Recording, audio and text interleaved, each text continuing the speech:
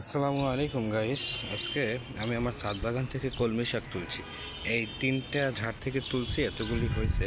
পুরোটাই তুলবো, আমাদের মানুষ বেশি, পুরোটাই লাগবে।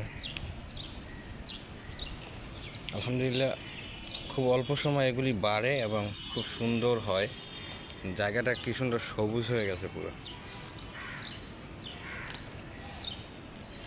অল্প একটু কষ্ট করলে আল্লাহ রহমতে ছাদ থেকে সবজি পাওয়া যায়। অনেক কষ্ট করতে হবে, একটু কষ্ট করতে হবে, বাস। কষ্ট কি, আপনি লাগাই রাখলেন, একটু পানি দিলেন, মাটিটা পর্যাপ্ত পুষ্টি আছে কিনা একটু খেয়াল রাখলেই হয়, বাস। আর ভেঙে ভেঙে নিচ্ছি, এই গোড়া থেকে আবার ভরে যাবে টেংরি দিয়ে নতুন। এগুলি কিন্তু ছিল না, একবার আগে ভেঙে নিয়েছি। এই যে আগে একবার ভেঙে নেওয়া হয়েছে, ওখান থেকে নতুন করে আবার শুরু হয়েছে টেংরি ছাড়া।